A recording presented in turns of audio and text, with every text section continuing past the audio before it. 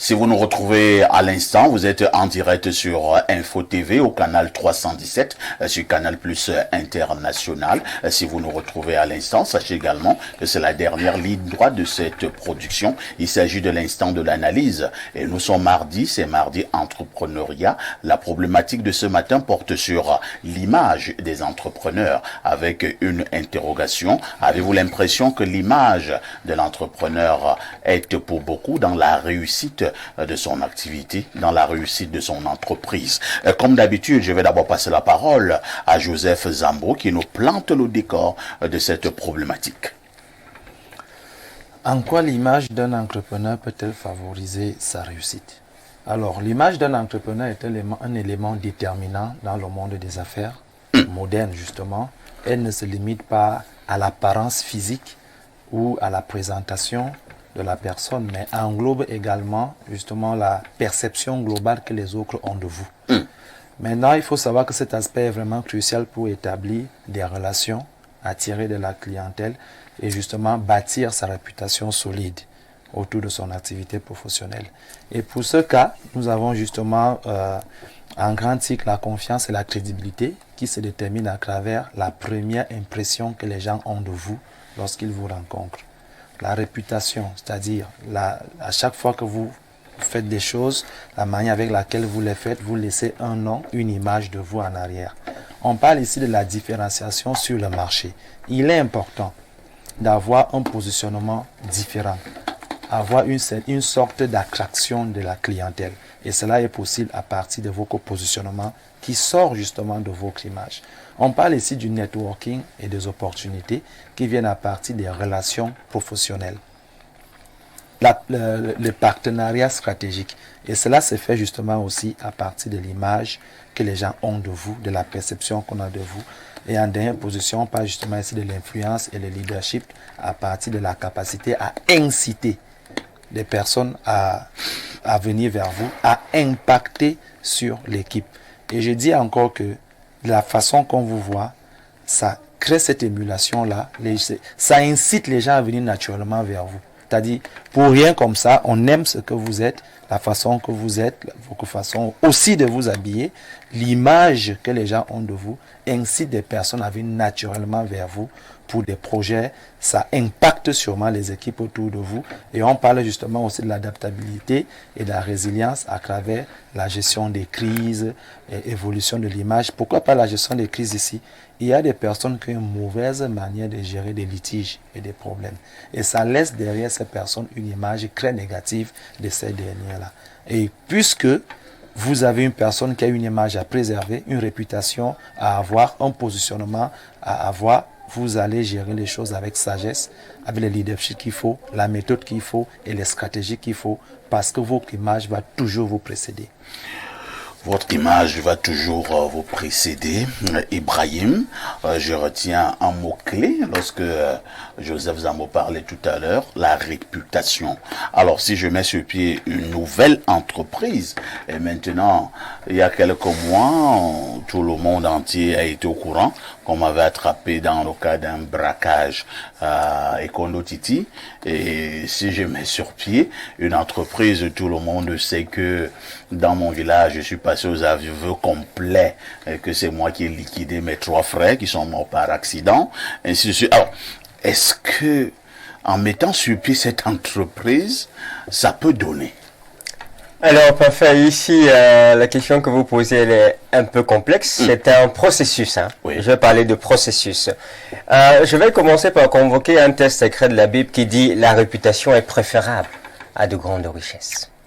La réputation d'un homme est préférable à une quantité importante de richesses. Tout ceci pour dire que la thématique sur laquelle nous discutons ce matin, sur l'image de l'entrepreneur, son impact sur son activité, c'est une problématique déterminante. En effet, parfois ici, un entrepreneur qui ne traite pas son image ou qui n'a pas un positionnement ne peut pas s'en sortir. En entrepreneuriat, ce qui importe, ce n'est pas l'image que vous avez de vous-même en tant qu'entrepreneur. C'est l'image que la population a de vous.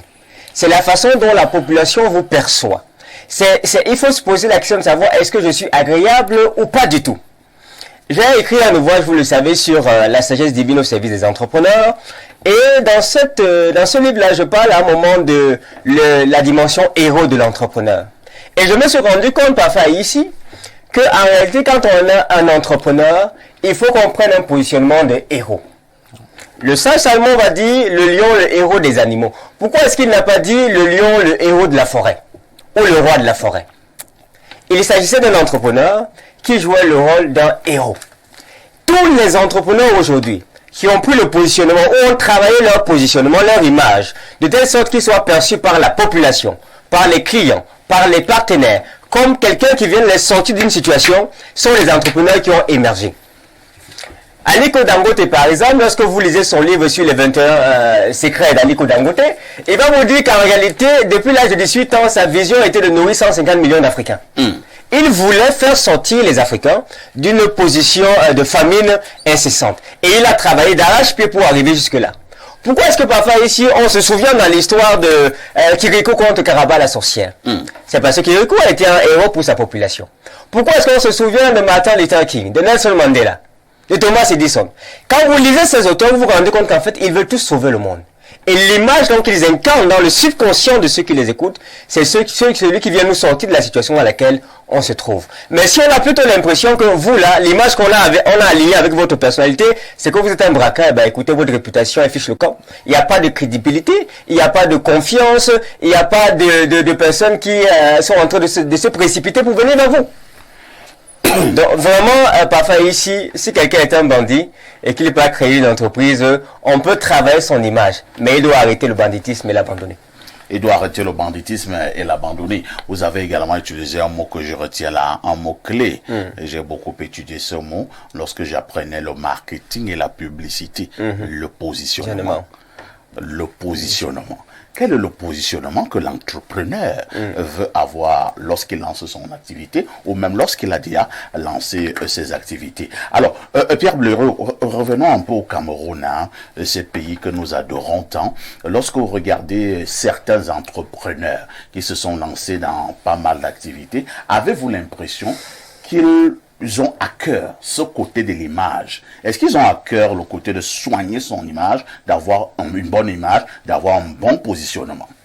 Alors, moi, je suis chaque fois surpris quand je nous entends parler en télévision. C'est comme si nous ne vivions pas dans les mêmes mondes. L'image d'un individu est fonction de la société dans laquelle il vit. Au Cameroun, l'image dont se servent les entrepreneurs, c'est l'idée que les gens ont des longs bras, qu'ils ont le relationnel. En fait, c'est le bling-bling. Si vous voulez rencontrer un entrepreneur, il va se décarcasser pour venir avec une grosse cylindrée, venir habillé comme un pape, ainsi de suite. Et ces fichus, entre guillemets, entrepreneurs, passent leur temps à dire non, c'est le Premier ministre qui m'appelait. Attends. Bon, c'est le ministre des Finances. Lui, je ne sais même pas ce que lui, Paul veut. Alors, quand tu donnes l'impression que tu as ces longs bras, ce relationnel, maintenant, est-ce que nous avons le souci de ce qu'on appelle l'image de marque? C'est-à-dire que le produit que vous vendez, vous devez l'incarner vous-même. Est-ce qu'une personne qui vend la brosse, les pâtes dentifrice doit avoir des dents pleines de caries dentaires? Non. Bien évidemment, si quelqu'un vient vous proposer des pâtes et il dit que c'est des pâtes efficaces et vous voyez ces dents, vous allez dire... Ou bien quelqu'un qui vend des thés amincissants, lui-même il a 150 kilos. Ça fera problème. Vous voyez que je ne peux pas être un bon vendeur de thé amincissant. Comme dernièrement, j'ai vu un gars en Vogada, il dit qu'il vend le Tanap Tanap. Ça veut dire debout. Il souffre, il est... Je dis que mais... Les femmes cherchent les hommes comme toi. Si le Tanap Tanabla fonctionnait, tu ne serais pas en train de... Non. Pour être plus sérieux, notre société a galvaudé les valeurs. Et les gens s'adaptent aux images contrefaites, aux stéréotypes qu'on a voulu avoir. Parce que la bonne image, elle doit se conserver par des principes qui sont permanents. Et ceux qui sont donc sérieux, vous observez dans vos joies comme dans vos peines, dans les moments de force comme dans les moments de faiblesse, quelle est votre constance vous-même dans votre manière d'être. Si vous êtes quelqu'un de volatile, de volage, de versatile, vous ne pouvez pas avoir une image. Si vous êtes quelqu'un d'hypocrite, qui veut adapter son image à chaque circonstance, parce que voilà notre terreau fertile, les gens veulent plaire à tout le monde. Vous avez ce qu'on appelle dans les ventes le cœur de cible et la cible principale. Vous ne pouvez pas adresser votre produit à tout le monde. Et vous ne pouvez pas tenter de plaire à ceux à qui votre produit ne sera jamais intéressant, à ceux à qui votre produit ne s'adresse pas. Il n'est pas destiné. Il n'est pas destiné à ceux-là. Tout à fait. Donc, votre image que vous devez soigner doit tenir compte de la nature de votre produit et de la nature de votre public. Monsieur Zambo ici, qui suit ma communication, sait que à un moment donné, je lui ai dit quelle est l'image que je veux projeter de moi-même. Je ne veux pas être ostentatoire, je ne veux pas qu'on sache si j'ai ci ou ça. Pourtant, ce que je vois sur les réseaux, c'est que pour attirer, il faut donner même l'impression qu'on a ce qu'on n'a pas. Moi, je lui ai dit que je veux cacher ce que j'ai. Donc, chacun a son image. Ceux qui vendent, j'ai vu une influenceuse qui disait qu'elle louait une maison d'1 million. Elle a un public cible. Ouais. Parce qu'un public intelligent ne comprend pas que quelqu'un d'intelligent loue une maison d'1 million. Parce qu'il se dit que c'est plus facile de construire ta maison que de louer pour 12 mois, 12 millions. Donc, nous devons savoir quelle est la société dans laquelle nous vivons. Parce que si vous êtes un entrepreneur, n'écoutez pas forcément les conseils de Niamey qui ne vous seront pas utiles. Les conseils environnementaux vous seront utiles. Vous êtes dans un environnement où les gens aiment le bling-bling. Vous serez obligé.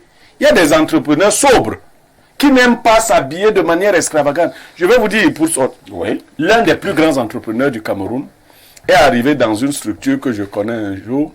Il venait chercher 2 personnes. Il y a passé 5 minutes, personne ne l'a reconnu. Parce que lui s'habille de manière très sobre. Il ne marche pas avec son garde de corps. Il conduit lui-même sa voiture. De qui les questions? Quand il repartait, un très grand milliardaire, hein? Un multimilliardaire d'une autre espèce. Je l'ai rencontré plusieurs fois au volant de sa propre voiture. Lui n'a pas les soucis, les vêtements de ceci, cela. Mais il s'en sort très bien. À côté de ça, vous avez des petits fémins qui sont passés grands maîtres dans l'entrepreneuriat. Mais quand vous le rencontrez, les bijoux seuls, c'est 50 millions. Le parfum, on dirait un bapou, c'est ce qui ça. Moi, je n'en sais rien. Donc, il y a tout cela. Les gens s'adaptent à la structure, à la société dans laquelle ils vivent. Merci.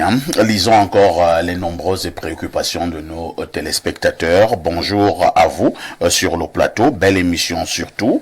Toi, monsieur, je te passe mes salutations distinguées, car depuis Vision 4, tu es très brillant. Dis à ton invité qui a sa veste sans zigzag au col, que j'apprécie personnellement. Sa coupe de veste, c'est la guerre.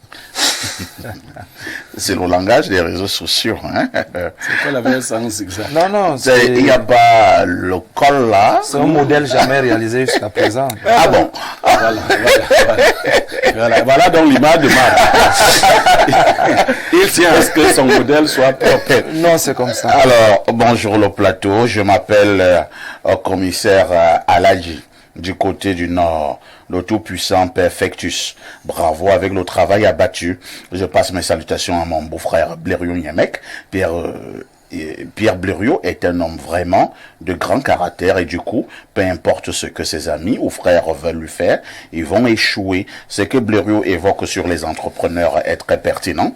La majorité de ces hommes sont dans le faux et trompent la majorité des Camerounais. La bonne image doit se conserver par des qualités et des valeurs permanentes. Ils doivent arrêter de faire plaire à tout le monde en étant un menteur et tout.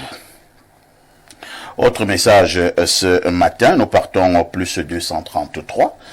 Il s'agit de quel pays là? Le plus 233. Alors j'interroge mon appareil dernière génération. Alors, Mon appareil prend trop de temps ce matin. Lisons quand même le message. Hein. Bonjour, Monsieur Parfait ici et ton panel. J'aime beaucoup Monsieur Blériot-Niemek par ses prises de position et sa liberté. En général, Blériot est toujours cohérent et agréable à entendre. Mais quand il s'agit des taux, il n'est jamais lucide. Et tout ce qu'il dit le concernant est vraiment difficile à avaler. Aux yeux de Monsieur Niemek, bon, vraiment, nous ne parlons pas des taux ce matin, hein. Nous parlons de l'entrepreneuriat. Prenez-moi moins et tout, vous gardez la partie là. L'autre partie laissez. Voilà, Prenez Niemek moins commentaire sur les taux, gardez l'autre partie. Je ne peux pas être parfait à vos yeux. Et mon rôle donc, ce n'est pas d'être parfait. Si ce côté de moi ne vous plaît pas, vous avez tout à fait le droit de ne pas être d'accord avec moi. Et si tout sur moi vous plaît, c'est dangereux. C'est très dangereux.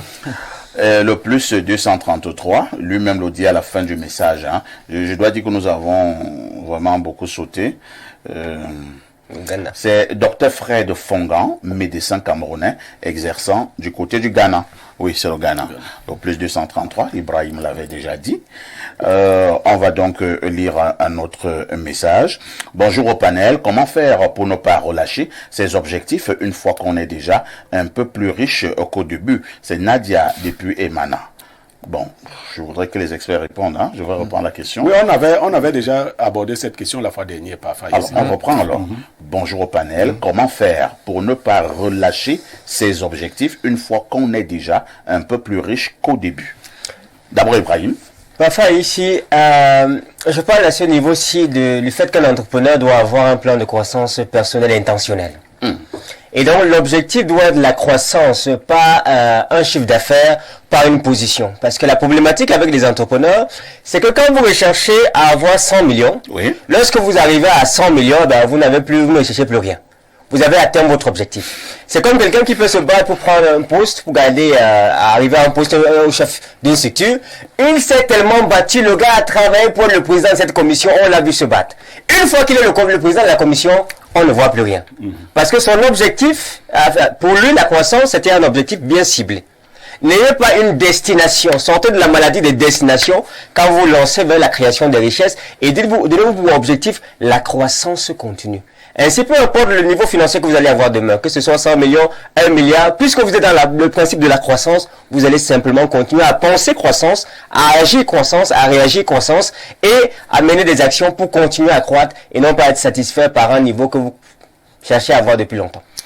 Joseph Zambo, un ajout? Bon, en des mots simples, il faut savoir se recréer. Pour faire simple, il faut savoir se recréer. Ça signifie quoi? À chaque scrade de sa situation professionnelle, on se recrée pour se mettre de nouvelles bases et de ne pas tomber dans la routine. Parce que la maladie qui nuit à tous les entrepreneurs, c'est de tomber dans la routine. C'est-à-dire se retrouvant que de faire les mêmes choses, ça dérange. C'est pourquoi l'idée n'est pas de créer une entreprise et 10 ans plus tard, le promoteur est toujours à l'intérieur de cette entreprise. Non, tu dois en avoir une autre et de laisser celle-là tourner d'elle-même. Donc, il faut chaque fois se donner de nouveaux objectifs, faire une sorte d'introspection, rétablir les choses, de nouveaux objectifs, essayer de se relancer. Même 1000 ans plus tard, vous serez toujours dans le jeu, vous serez heureux de jouer ce jeu-là. Merci. Allons au plus 33, c'est la France. Bonjour à vous sur le plateau. Émission très pertinente, très belle thématique. Je passe mes salutations au très grand entrepreneur Joseph Zambo. Il incarne l'image de l'entrepreneur à succès. Regardez sa veste, c'est un grand vendeur de folérés. Voilà. Vous avez des téléspectateurs. Il parle bien parce qu'il faut qu'on lise son message et à la fin. Oui, mais il n'y a aucun mal en cela. Est-ce que vendre le foléré est une mauvaise chose? C'est pas une mauvaise chose. Moi, j'aime d'ailleurs même boire du foléré. Moi, j'ai vendu de l'eau. J'ai même une société de fabrication de jus naturels. Voilà. Le foléré, c'est les biceps. D'accord. Bonjour le Blériot-Niemek de la modération. J'ai nommé El Perfecto. Un bonjour particulier à mon idole, Pa Niemek, ainsi qu'à tout le reste du panel. Parfait. J'ai vu l'émission d'Espace Mini d'hier et j'étais très content de voir mon idole le Pa Niemek en difficulté avec la bouche attachée et ça prouve la sincérité dans votre amitié. Ouais, que laissez l'émission d'hier. Une fois de plus, je te tire un grand coup de chapeau Lonkuta. Tu connais le journalisme et maîtrises parfaitement la modération. Bonne journée. C'est Ronald depuis Kombo, dans le nord-ouest du Cameroun. On va les deux derniers messages, hein, et on reviendra sur le plateau. Alors, que dit ce téléspectateur? Bonjour à vous en studio. Juste dire que l'entrepreneuriat dans tous les domaines est très difficile, mais le domaine minier, c'est une bagarre entre éléphants et poussins. Bravo à ce cadet académique, ingénieur minier et entrepreneur à qui nous les aînés avons beaucoup d'estime. Bonne émission. Il veut parler de Ibrahim. Ibrahim. Repartons au 213, c'est l'Algérie. Bonjour le pasteur sur le plateau. Le pasteur sur le plateau, c'est qui? C'est Zambo. L'entrepreneuriat n'a rien à voir avec la Bible et vos croyances. Je suis toujours gêné à chaque fois qu'on veut parler d'un sujet important, sérieux et stratégique, et qu'une personne nous ramène toujours dans le Moyen-Âge et l'obscurantisme des versets bibliques et coraniques. Et c'est toujours un Africain qui n'a ni eau, ni électricité, ni travail, qui nous ramène toujours dans les histoires de Jésus, Salomon et Mohamed. Et même Israël, Rome et l'Arabie Saoudite se protègent avec la technologie. Chaque peuple qui confie sa vie à Jésus et à Mohamed, sachez qu'il y a une limite et une dimension qu'il ne peut pas atteindre. Si vous voulez créer des satellites, modifier des ADN humains, faire une greffe de cerveau ou de cœur à un être humain, vous êtes obligé de sortir des croyances moyenâgeuses. Moi, je pense quand même que notre ami de l'Algérie, c'est aussi dur, hein. Il a fait une allusion. Peut-être lui dire des trucs. Ouais, allez-y. Voilà. Alors, je salue l'Algérie et toute la population de l'Algérie. Vous savez, les faits parlent d'elles-mêmes. Hein. Les faits parlent d'elles-mêmes. Vous avez une situation où les entreprises ferment, les entrepreneurs ferment de part et d'autre. Vous avez une organisation qui s'appelle l'Église qui perdure. Plus de 2024 années. Vous avez ça donne quand même à réfléchir. Ça donne à réfléchir. Vous avez une organisation qui s'appelle l'Église que à chaque fois que vous traversez 3 km, il y en a une représentativité. Vous avez une organisation dont on évoque le nom du PDG au moins 2 milliards de fois par semaine. Ça doit vous donner de réfléchir, ce sont des faits. Qu'on soit religieux, qu'on soit pas religieux, qu'on aime la Bible, qu'on n'aime pas la Bible, ça c'est des faits. Pendant que vous avez des entrepreneurs aussi, qui ont travaillé 50 années pour leur entreprise, 15 années après leur mort, on n'entend même plus parler d'eux. Ça donne à réfléchir. Est-ce qu'il n'est pas sage à un moment de voir les canaux que quelqu'un qui a mis sur pied une structure qui perdit dans le temps à utiliser pour apprendre comment se mettre dans les rails? C'est la question que je vous pose en Algérie. Et je vous suggère de garder le microphone, Ibrahim. J'ai une autre question. On n'est peut-être même pas très loin de ce que vous avez dit vers la fin. Nous avons parlé tout à l'heure de la réputation. Nous avons parlé maintenant du positionnement. Prenons le cas vraiment où quelqu'un avait une très mauvaise réputation. À un moment donné, il a un certain nombre de moyens, peut-être moyens financiers, et il a également même une idée. Il veut mettre sur pied un projet, une entreprise. Est-ce que ce monsieur peut se risquer à mettre sur pied cette entreprise? Deuxième préoccupation, est-ce qu'il y a des stratégies pour pouvoir laver une mauvaise réputation si on veut se lancer en entrepreneuriat? Parfois ici, il le peut. Dire que parce qu'on a eu un passé compliqué, obscur, on ne peut pas se lancer en entrepreneuriat, c'est une très grande erreur. Et il y a même plusieurs personnes qui ont eu des passés obscurs, ils ont détourné plein de choses, et qui aujourd'hui peut-être pensent à réinvestir pour créer un peu plus d'emplois.